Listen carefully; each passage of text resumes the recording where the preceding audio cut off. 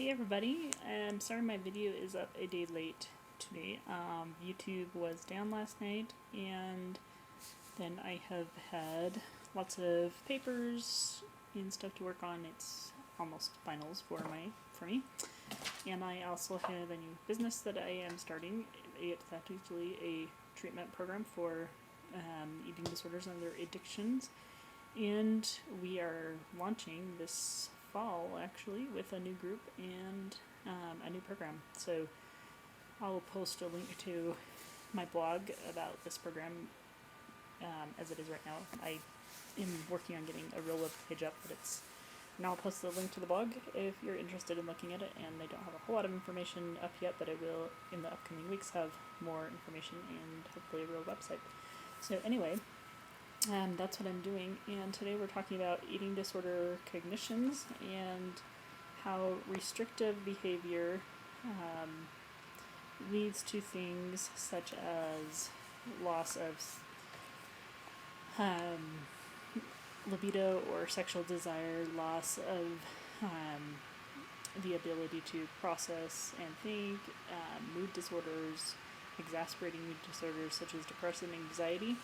And this is kind of a complex cycle because a lot of times some of these things are underlying issues for people, and the eating disorder greatly exacerbates the problem. So let's talk about what the brain does first of all, and some of the chemical processes that it goes through when the body is not getting the sugars that it needs to perform the proper functions. Okay, so the normal way that a body goes through creating energy is a process called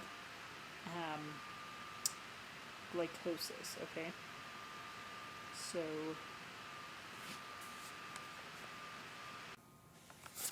Okay, so I won't go into all the details and bore you. I've had to take organic chemistry classes, so I somewhat understand this, although it's not completely. But glycosis is a way that the body goes through breaking down chains of carbohydrates into fuel called ATP, pyruvate and ATP, which ATP translates into energy. Okay, so these little ATP molecules translate into how much fuel your body has, your brain, your organs, and how everything functions correctly. Okay, so your body uses ATP and pyruvic acid to give you energy. Now, glycogenesis is the opposite of glycosis, and glycogenesis happens in the absence of adequate energy. So basically, if you are not taking in complex carbohydrate chains, your body has to get ATP somehow.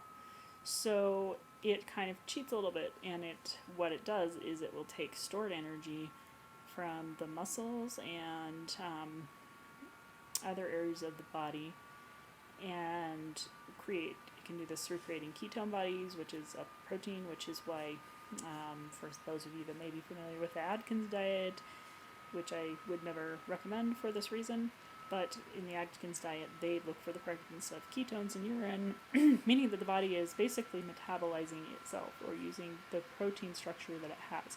Okay, so ketone bodies come from forcing the body to make energy out of proteins, which break down muscles. Bones are made of proteins. Basic, very important structural components of the body are made of proteins, and glycogenesis takes away from muscle fuel. So basically what happens is that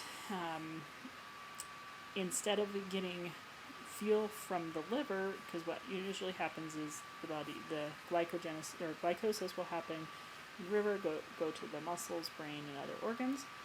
The opposite happens. The body will reverse the process and take that energy that has been stored in the muscles and liver and muscles, brain, and other organs back into the liver so that the body can survive, so that it can protect the basic functions of the body. So that means your brain, your heart, and just the basic keeping things like thermogenetics, okay, so like your thyroid gland that regulates your metabolism, will greatly decrease, and other important organs like the pancreas, which controls your insulin levels in your body, will be stressed out. You may become hypoglycemic, and hypoglycemia, which is low blood sugar, can actually be a precursor to developing diabetes later on, or the inability to regulate insulin. So,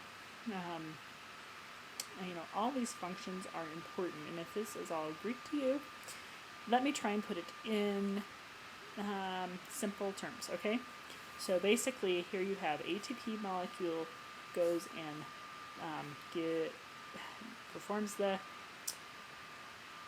it goes through this cycle called the citric acid cycle, or Krebs cycle, which basically is like an 8 or 9 step process in how the body goes, or how carbohydrates are broken down into different components, different chemicals and different molecules that produce energy. And in each of these processes, ATP are given off as energy, okay? And so this happens, and basically at the rate this happens is, look at the way that calories are measured. Basically, it's how many ATP can be extracted from that form of molecule. So for a carbohydrate complex, any carbohydrate, for calories, because there's like a conversion rate of how many ATP or how much energy that the body can use from that. For alcohols, that would be 7 calories per gram is how it's measured, okay? For fats, that would be 9.